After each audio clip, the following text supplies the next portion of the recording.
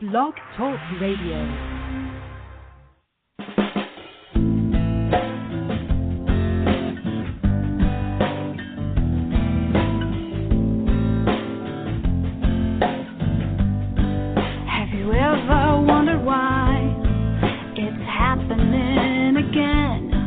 Welcome to Mindshifters Radio with your co-host, the Forgiveness Doctor, Dr. Michael Ryce, and his wife Jeanie. Michael and Jeanie share with you the wisdom of the ancient Aramaic internal process of forgiveness.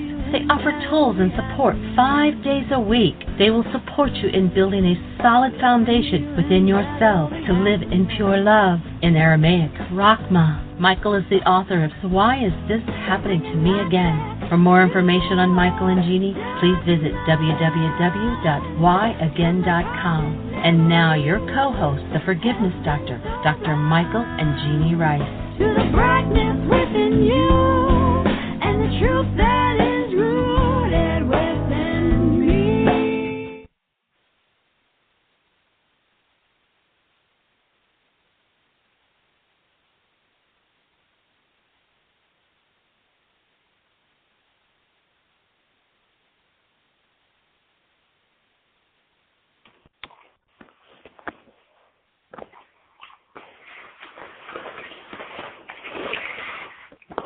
Welcome to Mindshifters Radio.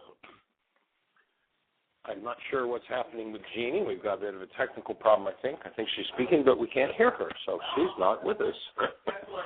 So anyway, welcome to the show today, folks.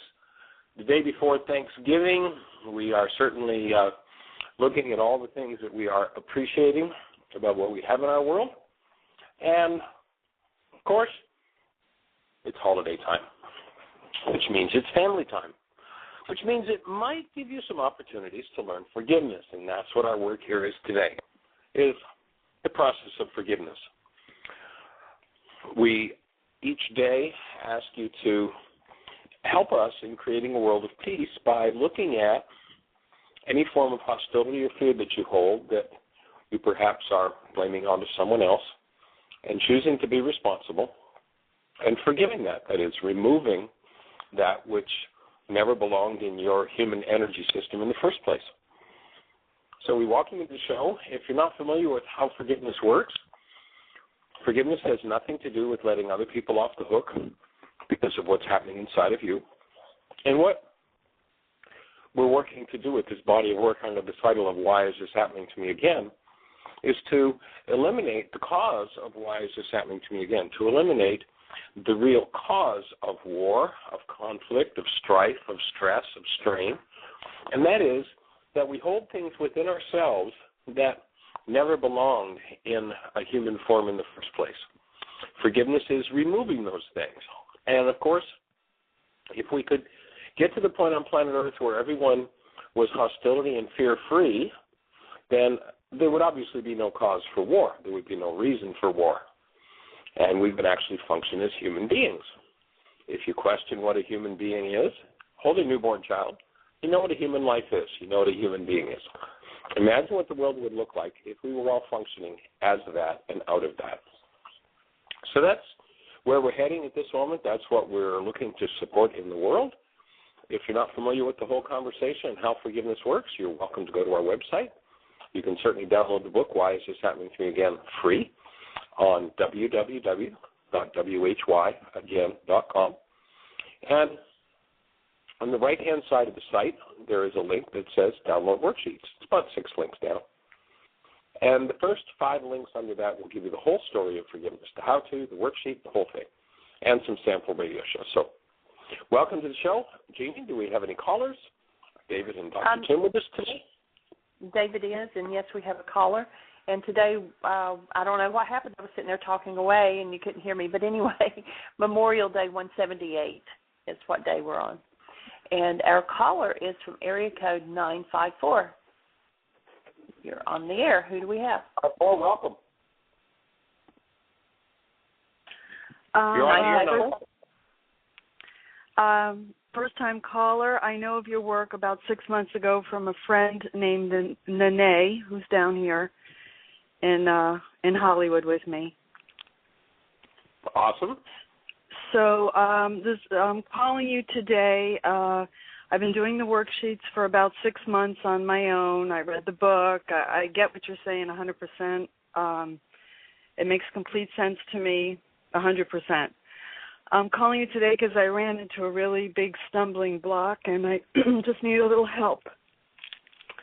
Well, we're here to support you. How can we help? Okay.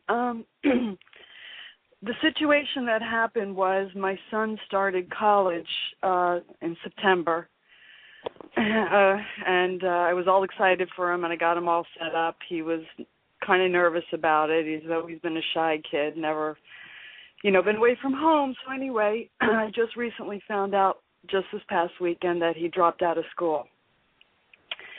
And he didn't know how to tell me, and the way he ended up telling me was that I was planning a ski trip for him and his sister and me and my boyfriend and his kids, and he didn't want to go. And I kept pressing him, thinking there was something wrong, why don't you want to be with us, so on and so forth. And he finally came clean and said, Mom, I dropped out of school. I've just been living there. I don't want you to spend any more money on me. I don't want to take any more of your money. I actually want to take off and move to Orlando with a friend and try and make it on my own. So what came up for me and is coming up for me, and I've been doing worksheets on it, is that I don't, I'm perceiving it as a failure on his part, not sticking with school, so on and so forth, and that's bringing up me not wanting to feel failure in any form. And I think that comes from when I was a kid. My father left very early on and was gone for 40 years, and I just recently found him 2 years ago and went to see him, couldn't wait to see Daddy, and when I saw him, he was just a horrible man. So I think all of this is bringing up a whole bunch of not wanting to look at my own failings or something. So that's all intellectual, but inside of me, all I do is just shake. And I want so bad for my outcome of my son to be a success so I don't have to feel this feeling. Well, I think that your level of insight to this whole circumstance and situation and to realize that it's all yours is awesome. I'm not sure if at the very beginning of what you said about your son was that you thought he was treating it as a failure. Did I hear that accurately or no? That he was treating it as no, I think he didn't want to, he was afraid to not please me. Somehow I think he knows how important this is to me for whatever reason, and he didn't want to disappoint me. Right. One of the first thoughts I would offer would be that you perhaps can alleviate him of that burden by letting him know that you absolutely trust his wisdom and that his wisdom is probably guiding him to exactly where he needs to go for what he needs to do for his life purpose. And that way you're going to empower him to recognize his own wisdom and to be able to follow his wisdom instead of wanting to achieve yours. Right. Does it make sense for you? Yes, I can say that. I don't 100% believe it, but I can say it. Of course. So then comes your work. Yeah. Then comes your work is what are you going to have to clean up in order to really totally be in that space. But just giving him that thought to start with. And tell it, you can be honest. Be totally honest that you have some reservations because maybe you haven't always trusted your own wisdom.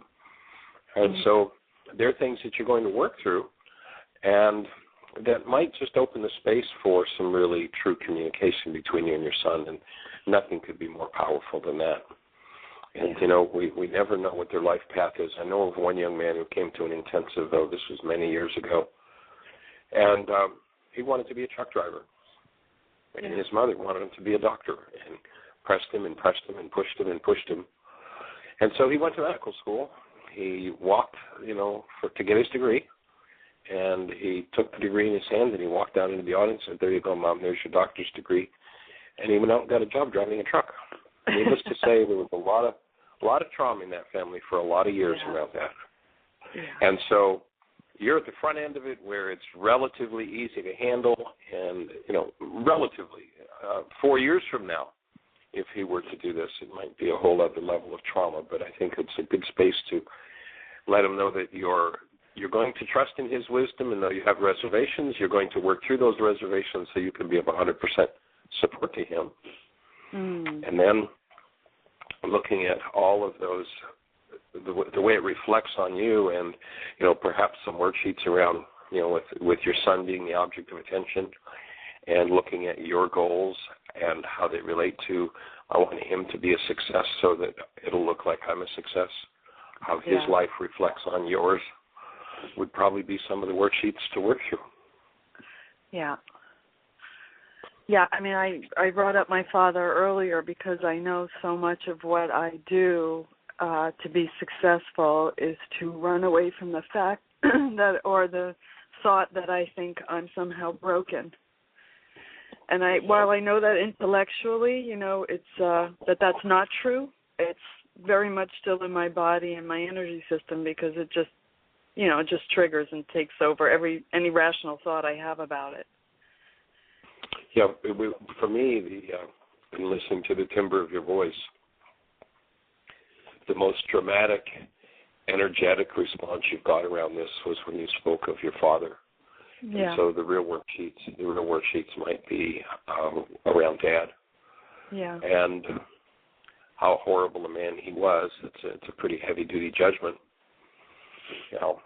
Maybe with all his guilt and all his fear for having left, he might have portrayed himself pretty horribly in order to keep away from his pain. Right. In dealing with a daughter that shows up having abandoned her 40 years earlier. I mean, who knows what all the dynamics are, but I would suggest that probably one of your 77 times 70 worksheet issues is going to be around this pain at seeing Dad as this horrible being, and perhaps as you clear out the hostility and fear in you, he might appear differently, and or you might be the one who can create a space of support for changing that. I don't know if you know of a fellow named Daniel Brinkley. No. But Daniel Brinkley was an assassin. He was a pretty nasty kid, pretty nasty as a young man, and killed a lot of people. It was his job. He loved his job. And there's a book called Saved by the Light, where Daniel is hit by lightning, and he goes through what the world calls a near-death experience, which is really a near-life experience. He experiences his human life, perhaps for the first time in his life, and he comes back and struggles through how he's going to live as a human being rather than as a killer. And his way of doing that is, or one of the ways he does that, we oftentimes run into each other on the circuit traveling, doing seminars and workshops. He speaks in a lot of places that I speak in as well. And the way that he does, one of the ways he does that is he goes to VA hospitals and he sits with these men who have been forced to murder in horrendous ways, in insane, bizarre circumstances, and they carry so much trauma and pain that they have no idea how to die consciously. And he sits with them on their deathbeds and holds their hands and processes them and works them through the pain. He holds the space and to empower them to let go of the horrible things that they've been engaged in, that he engaged in. And that's kind of, it's almost like his way of cleaning up the world. So who knows, as you do some work around Dad, that you might be the one that supports him. Is he still in his body? Yeah. Yeah. You might be the one that energetically, whether you physically see him or not, you may be the one that energetically opens an energetic window of space for him to clean up. What he's carrying is trauma in his life, because the people, the truth is If you were to have been there the day your father was born, you'd have gone, what an awesome presence of love. The same way as the first day you held your son. Do you remember that? Yes, I do. And what was the energy? It's unspeakable. There's no words. You can't count that positively. So know the truth that that's not only your son, but that's you, and that's your dad. That's the truth about your dad. Now, that's right. I don't know what your dad went through in order to leave. I remember working with one young man about 20 years ago, and this young man, his father had abandoned him when he was 2, and he just was in such rage and such hatred of his father. And he was almost 30 when he finally got back in touch with his father, and he was able to open some communication with him. And, his rage at his father, and what his father shared with him was how as a kid he had been so horribly abused. And his son, at the age of 2, he was already starting to do the same things that were done to him. And he couldn't control himself. And he said, son, the biggest gift I could offer you was to leave you so that I didn't do to you what was done to me. I mean, you want to talk about a horrible burden for a man to carry through his life. I have no idea what kind of burdens your dad's carrying, but I do know the truth about him. And it's the same thing that was true about your son the day you held him. Unspeakable beauty and awesome presence. And when you can break through, you probably have a long chain in your bloodline of people who've done the kind of things your dad did. Yeah. And the pain that's carried, the trauma that's carried, who knows the depth of it? I don't. None of us ever did. Go ahead. What just came up for me when you said that was that my dad did say something along the lines of that it was better that he did leave. And even though I recognize that, I think when you said that, the thought I had in my head was that I had so much shame that it even was there. Like, I can't get past the shame that, my father was abusive in ways and he realized it was better to leave. Like, on one side, I'm saying, oh, that is great. That's a good gift that he gave. But on the other hand, I go to a deeper level where I have such shame that that's even in my family. And I can't even get past that. Okay, so there's your 77 times 70 worksheets. Yeah.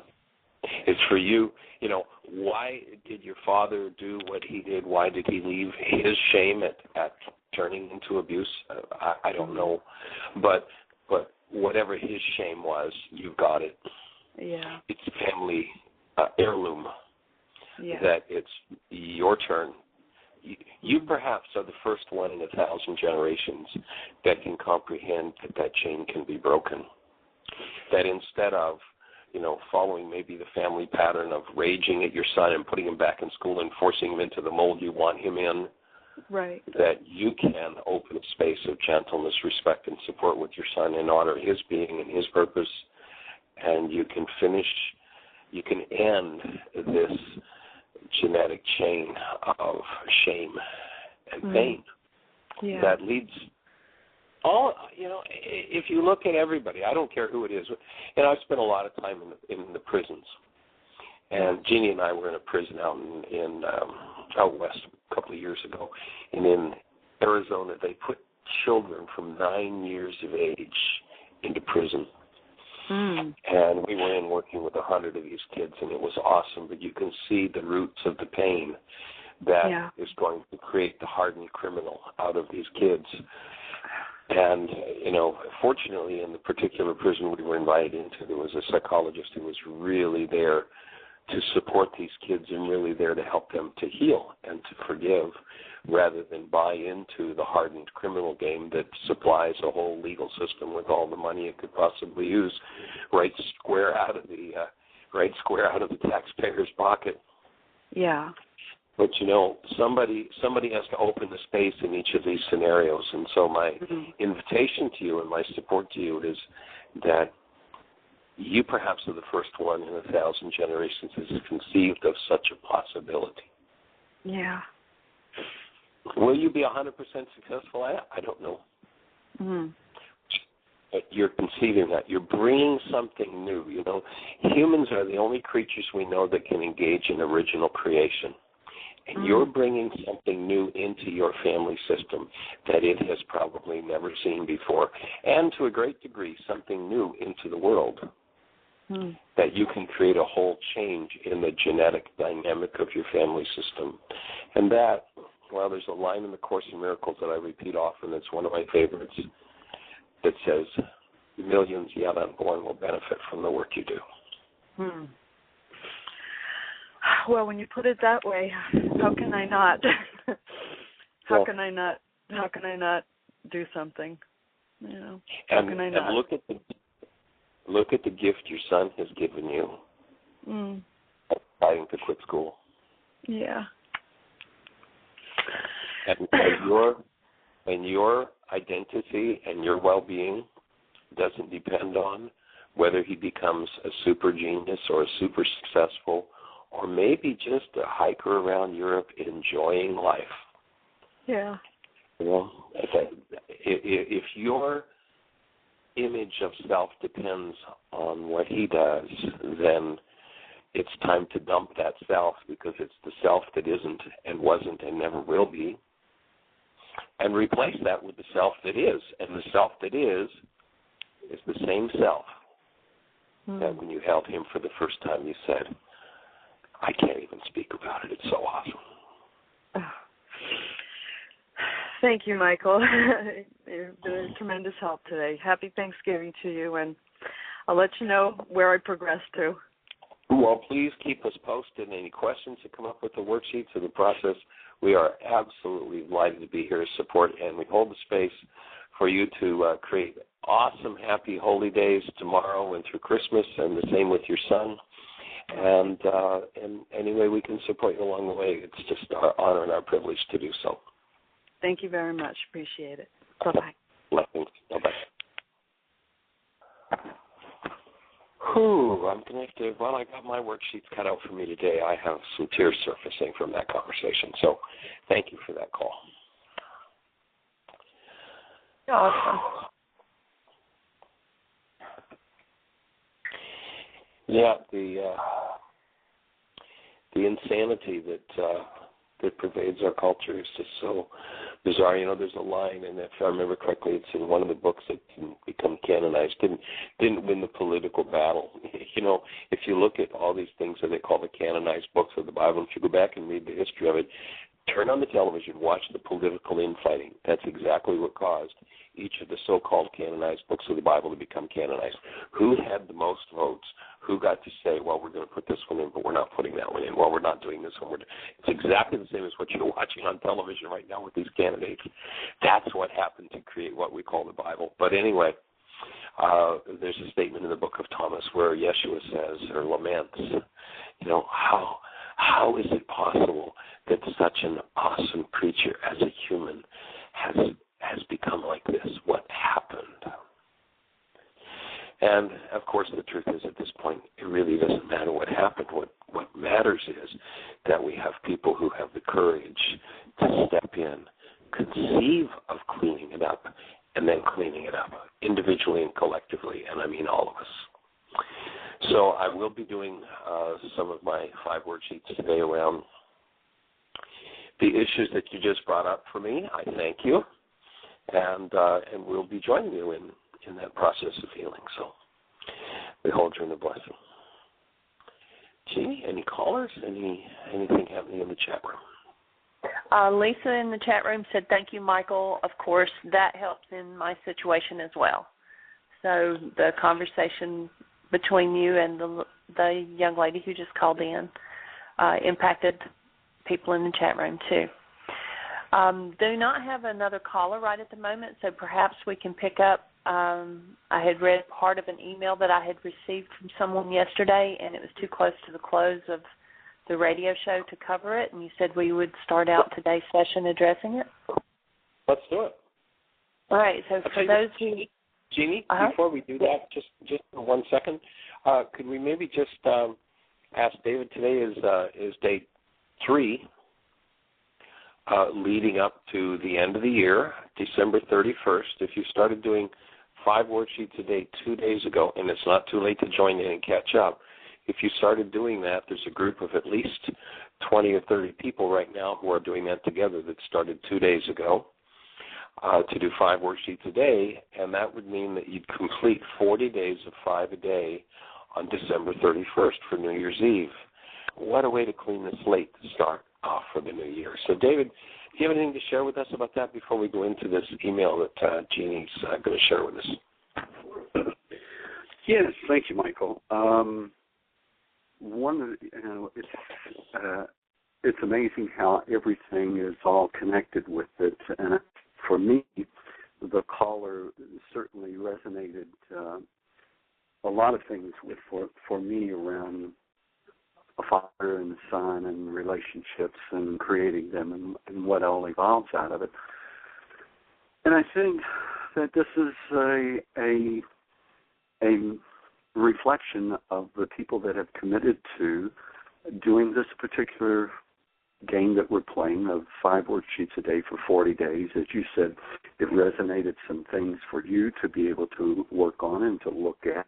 And that's the whole purpose of doing the healing work, is to, and as you know, to look at what it is that's going on and to heal that. So it's wonderful that the caller called in, and as Jeanie was saying, Lisa said, oh, that was right in tune with what I needed to hear, as it is for me as well. And I think that the more people that we have involved in doing their worksheets daily, well, then that's going to give us all an opportunity to heal at that level and to let go of a lot of the stuff that's happened. So I think it's really great that we've had the call. I know that there have been several people that have commented so far of the shifts they've already made with just doing this for a couple of days and the insights that they've got with it. So I'm grateful that all of the people that are willing and are participating with it. I think we probably have 20 people that have committed to that. And for 20 people to be doing 5 worksheets a day, every day for the next 40 days, wow, will we be able to talk about it? Come 2012, January 1 of 2012, I think we're just going to have some major shifts with it. So, and anyone that wants to join in, just because we did begin a couple of days ago, I use the analogy that if we're all in a rowboat and we're all rowing and we're all doing the strokes all at the same time, then through a commitment of being willing to get on board now and to get in unison by doing the 5 worksheets a day. Yes, it may be extended into January the 2nd or January the 3rd, and I think that we all are still in harmony with this frequency. We can add to it. There's no exclusion. There is the support of it. The people that have already begun, then they know where they're at, and their vibration has raised up. And people that would like to join in with it, they will be connecting with that, and whatever it is that resonates for them will certainly materialize. And we do plan to do some work towards the end of this 2011. I think you and I mentioned it, Michael, anyway, about getting the stress that you need in goal setting versus setting New Year's resolutions, as it is about having some understanding about what goal setting is, how we can then create the goals and set goals and the plans and intentions for 2012. For the people that are involved in doing the 5 worksheets a day, in essence, is what it's doing. Part of it is learning and preparing how to frame goals, how to set goals, cancel goals, and all that. We're actually doing that daily by doing the 5 worksheets. It's just a real prep for the beginning of the year. So cool. that's so David, my thoughts. Yep. So David, if anybody wants to join in, to let you know about it, and basically what the plan is that you do it with another person, and that you connect with that person each day at the completion of your 5th worksheet, and you let them know that you've completed either with a text or an email or a phone call or a conversation, whatever, and that you complete that commitment, and that the person that you're working with, that you've partnered with, is one who will help to hold you accountable and support you in doing it. But if they want to let you know, just so that you've got a tab on how many people are doing it, they could email you at David Hayes, DavidHayes, at whyagain.com, right? Your email address. Yeah. David. And let them know you're doing it, and that's awesome. And I appreciate, David, the fact that you initiated that whole idea and got us all on the same page for the 40 days, and we're on it. So thank you. Bless you. You're welcome. And if they will, on this subject, when they do email me with it, then they could put in there, 40 are the building the brain cells game, or something to reference to the subject, so that it is when I open things with. Pardon me? So they'll put in there building the brain cells game. Yeah, building the brain cells, awesome. So that then I'll know what how to look at, which ones to look at. There's lots of spam emails out there. So anyway, that's where we're at. And if there's anyone on the line that has been playing the game for the last couple of 3 days and are interested in and sharing what it is that they're noticing and what they're experiencing, please press 1 and let Jeanie get you in on the line. Cool, awesome. And Jeanie, did you say Dr. Tim was with us? No, he is not. Oh, okay. All right. Very cool. Well, how about going ahead with that email then? Let's see what we can do to support whoever wrote that email. Okay. So she writes in, and she sounds like, I won't read the whole email because it's kind of long, but she sounds like she's pretty well stable as far as, controlling her own thoughts and releasing, negative thoughts and staying with, her feelings and emotions and a pretty grounded person. But she has a daughter who was diagnosed at the age of 6, and she's actually been diagnosed with a whole string of things from, I'm trying to open up the email here while I'm talking at the same time. Borderline personality disorder, bipolar, attention deficit disorder, just a lot of things. And when she describes her, she's just now turned 18, and so she's legally an adult, but said that she is emotionally and mentally at least 4 years younger than that. And the only way she feels like that the daughter's going to learn anything at this point is just to let her learn her lessons. But she wants to help her, and she's not real sure how, because the daughter is sort of a, please love me but leave me alone type thing, that she uses tactics to draw people in to feel sorry for her so that she gets the attention, but then she'll puke all over them when they come in. And she rants and raves. She does headbutting. She's a cutter. And that's the second person that I've worked with in the last week who is a cutter. And to me, that is that they can't control what's going on for them emotionally, but they can control the pain that they have physically, so that that's why they cut themselves, because it's at least something they feel like they can control. You might want to add to that.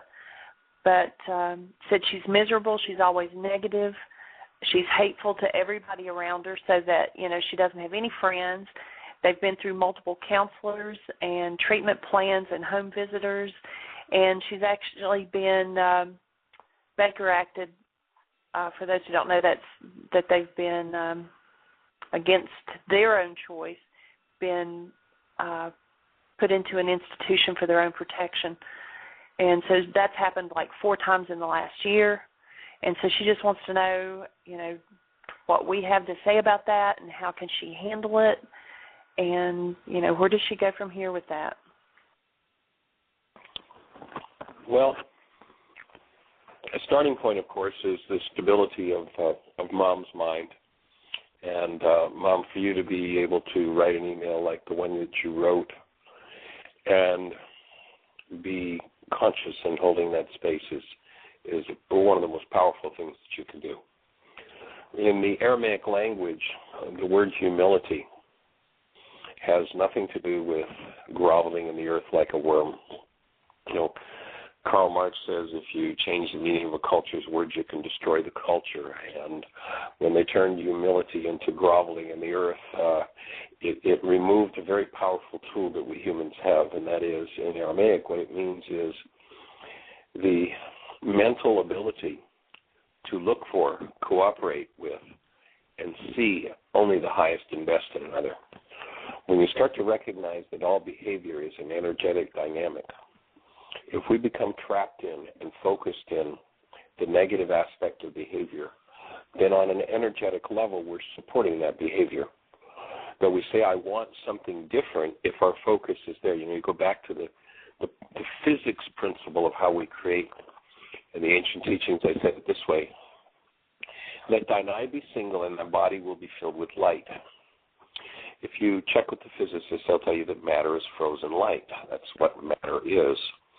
If your eye is single, if your focus is on one thought to the exclusion of all others, or one idea, one principle, then you bring that about in the world of form. You create an energetic pattern of support for that. So when the focus is on all of the diagnosis, by the way, I suggest that everybody really question that word big time. If you break the word diagnosis down, an agnostic is one who doesn't know. A dyad is two. Diagnostic, two who don't know. Be careful, because many so-called professionals create dependency with their diagnosis.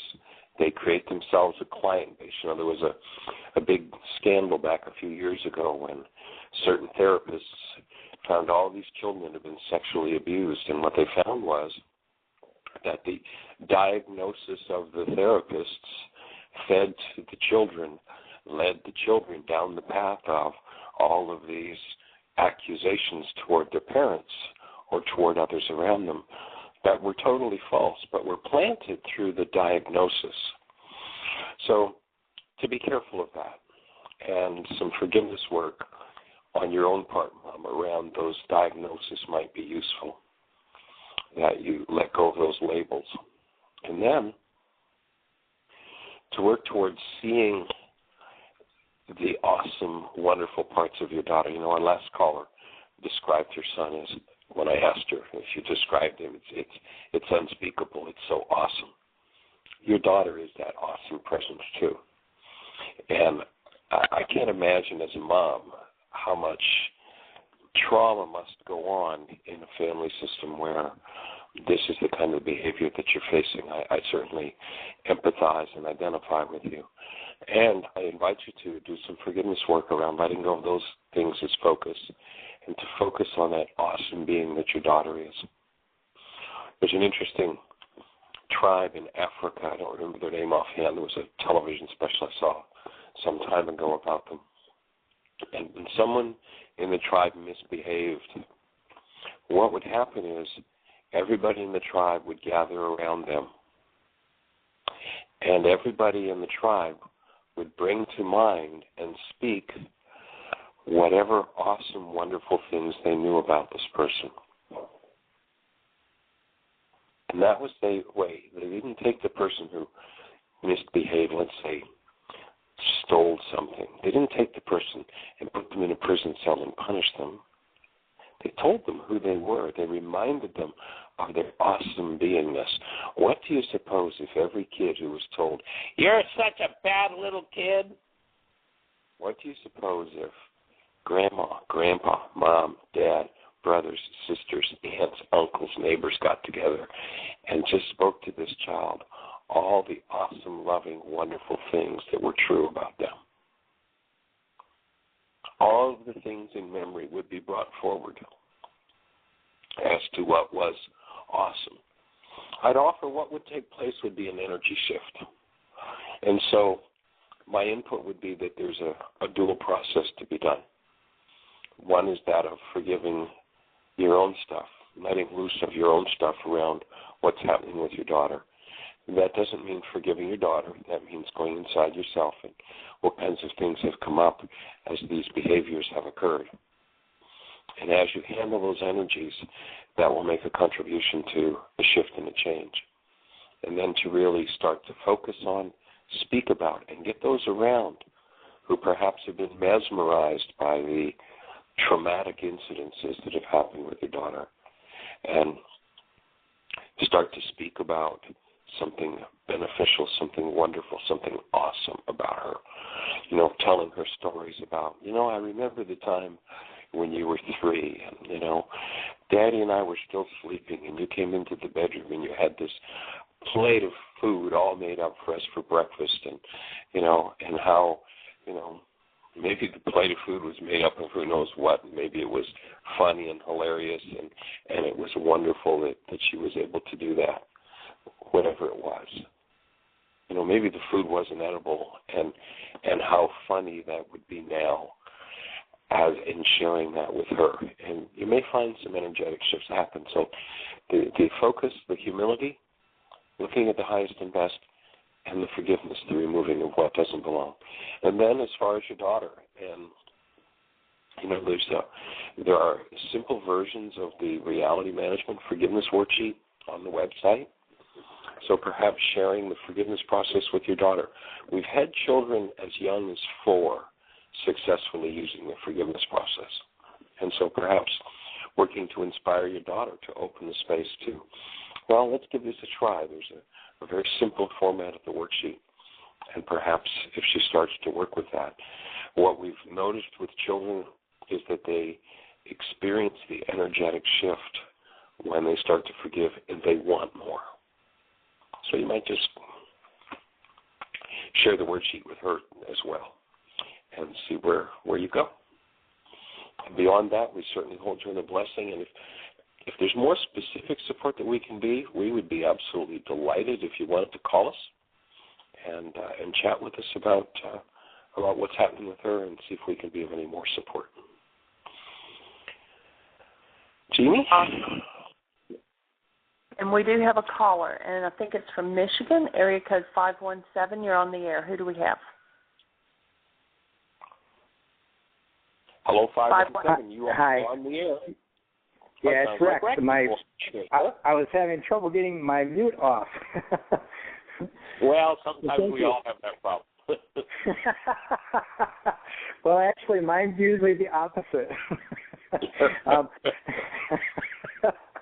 I was meaning that very metaphorically, Rex. That yes. That mute button just doesn't work at all. If cases we could just shut our mouths, wouldn't the world be a better place? Oh my goodness, I've been told that a number of times, so I can relate to that. Well, thank you for the good laugh. That's awesome. A couple things that I was hearing and I wanted to share is the importance and the value of vulnerability in a safe space is just almost immeasurable. And as I was listening to the caller talking about her son and her father, as with you, a lot of triggers, a lot of triggers, feeling a lot of emotion, did a couple worksheets, in the course of the conversation, and just feeling a lot of movement of energy and working with a lot of different things personally.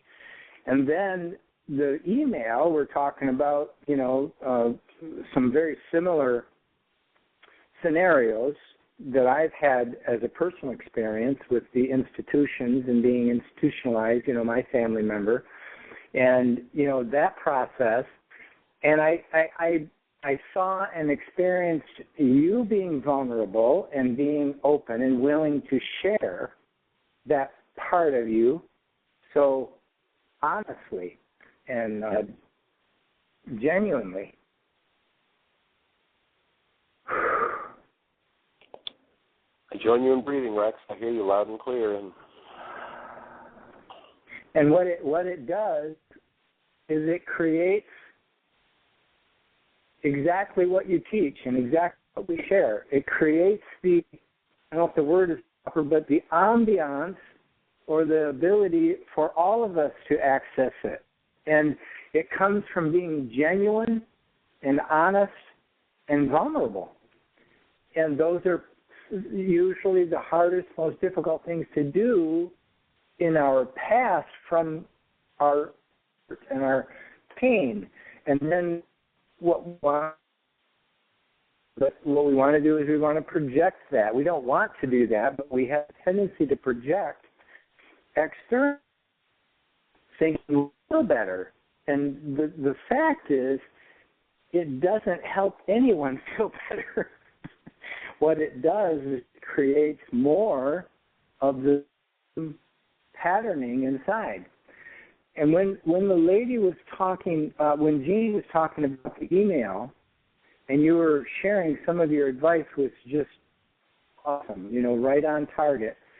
And I'm thinking, yeah, Michael, that's so. And having that experience, I've been listening all week and last week as well. But just listening. It's important to do that as well. And I just hear what I get, and I wanted to share this with everyone, is that to be genuine. Yesterday was a very difficult day for me emotionally. I had a lot of sadness I was working with. There's still, happening inside me now, and I'm breathing and moving through it, and it's sunny, and, I'm having a good day, and so what creates that ability to enjoy the pain, or I don't like the words enjoy the pain, but embrace the pain, embrace the sadness, is that having tools and using them and doing them. And then going back to this beautiful soul, we're all beautiful, I get that. And that was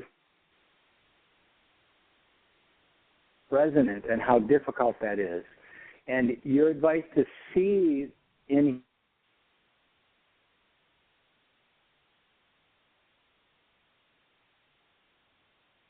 We just lost you, Rex. You've gone mute, Rex. So I don't know if you need to call back in again, but if you want to do that, and while we're waiting to hear you call back in again, one of the thoughts that comes forward as you're speaking is just an awesome quote from Rumi. Rumi is a 13th century mystic, Sufi mystic, and one of the things that he said was, pain embraced by love becomes a powerful medicine. And that when the active presence of love, when we bring our human lives forward to the presence of our pain or another's pain, then we create powerful healing. And to recognize that the places where perhaps we can't bring forward love for someone's pain is because we have a pain that matches it, the pain that is resonated by whatever's going on for someone else. And so, each of us, as we can be that space of healing and that space of compassion for each other, it's an awesome gift to give. Jeanie, has Rex called back in? He has not called back in, but we do have another caller. I was just kind of waiting to see if maybe Rex would pop back in because he sounded like he was close to the end of his conversation. But we do have another caller from area code 541, which I believe is Oregon. All right, let's go for 541. You're on the air. Hi, Michael. It's Julie Matthews from Hi there, young lady. Hi. I just want to put in a little insight with the way the conversation's gone today. Yes. What I'm working on lately about my father is covert resentment. Okay, covertness could be a separate thing even, and resentment can be separate. And I'm seeing how I picked that up and do it myself. I'm also seeing how I resonate that to me. And so I accepted it as... Julie, before you go on over that, let me ask a question. I'm not sure whether I got... Are you talking about you're working around your covert resentment, Julie, or your dad's covert resentment? Well, right. It started as looking at him. Okay, but there's another part of this that I just want to mention about men in general and how our culture forces them to become something that, steals their life from them. For example, the military and, for example, having to take care of a family. It becomes a chore and something that they don't want to do necessarily, but they do because they're supposed to. It's the right thing. And then that sort of resentment and covertness can happen. And so I have a father who has stayed with the family and taken good care of us, but there's always this sort of energy in there, which I am looking at. And I'm just putting it out there that, that there's a hooray for the men who stay in the situations that aren't really as they were designed for them to be the human they are. And so I'm just putting that out there. It's not a question. Sure. Okay. Well, one of the thoughts that comes forward as you say that is, we live in this world where men are supposed to be so macho. I know that with Nene, we've been doing, more processing in the Spanish community, in the Hispanic community, and how macho it is. And, Nene had gotten on the phone, was sharing some of the experiences with her brother and him having another woman besides his wife and her father and those sorts of things, and this whole macho game. And men are so traditionally macho because men are traditionally hurt in our culture. Mm-hmm. We're traditionally abused, just like a lot of women are, and we're battered and abused. I can remember one day, actually maybe Jeanie would share this, because as a mom, it certainly brought up some deep feelings for her, and that was, several weeks ago, we were coming out of a Walmart. Jeanie, do you want to share what happened that day? Sure. We were standing in line at first, and the people in front of me, it was a lady, and she had a small child, and it had picked something up and had it in its hand, and, it was something like grapes or, it wasn't like junk food or something, and it wanted it, and she was like, no, we're not getting that, and she put it back, and the child started crying, and I don't know where they went because they were actually in front of me, but then by the time that I got outside, they must have met up with someone else or whatever, but they came out of the door. I was already standing outside waiting on Michael, and as they were walking out, the little one was still crying and was saying, Mommy, please don't whip me. I love you. And it was just like, whew.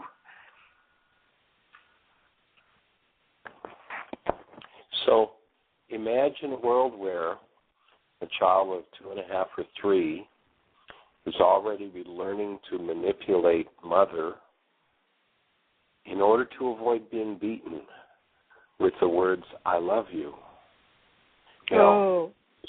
Here's what I know about that little boy. When he grows up, if he doesn't learn to break through that and heal himself, the minute that his wife steps out of line, he's going to raise a fist or a belt or whatever was used on him, because that's going to be his power person dynamic. And, of course, he'll be called the big bad abuser. The truth is we're all in this together, and we all need to clean this up. It doesn't matter whether we're male or female. It's not a sexist issue.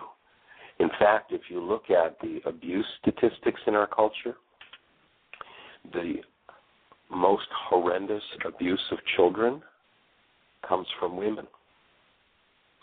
And, of course, we live in a culture that talks about how the men abuse. And the truth is, we're all insane when we're functioning out of hostility or fear, and we need to start getting brave enough to open the spaces in ourselves for these energies to be removed from planet Earth and for the whole thing to change. There's a really, if you want to look at another level of how this works, there's an awesome film that Jeanie and I saw just a week or so ago, 10 days ago, and it shows exactly how the macho mind develops. In this case, not that early in the family, but out of early relationships. And the movie's called Ghosts of Girlfriends Past. It's funny, it's humorous, but very poignant and very powerful at why the macho man runs around, why he has woman after woman after woman, how the whole womanizer game develops. And it shows some very powerful resolution. I mean, it's an awesome film. It's billed as a comedy, but it opens such a space for healing for people.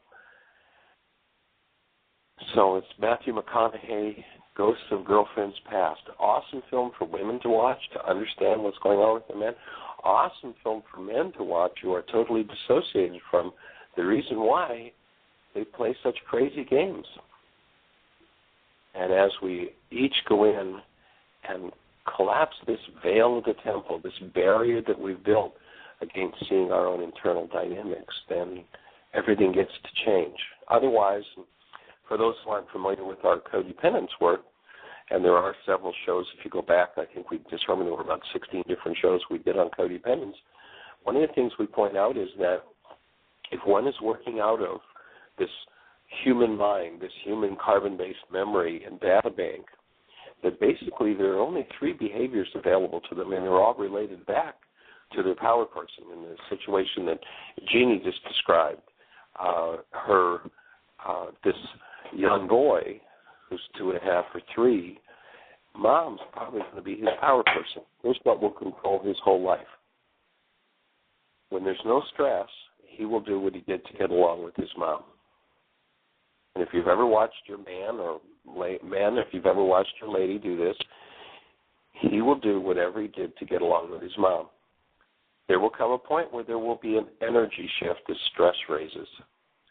And when that energy shift happens, he'll stop or she'll stop doing what she did to get along with their power person.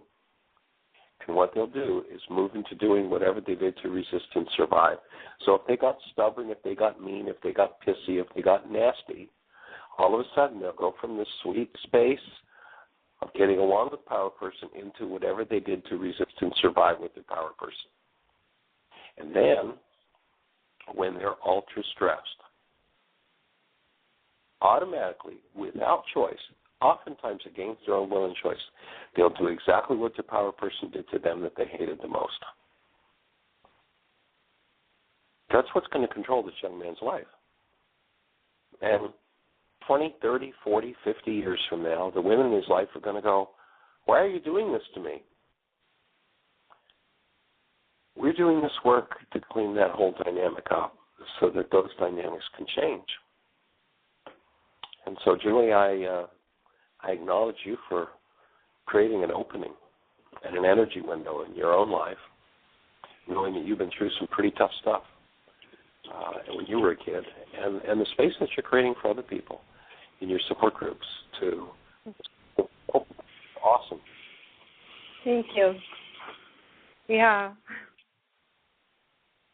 I can do this work because it really alleviates the pain, and it also gives hope too. I can create in a new way, soon, and not. I don't have to wait to create.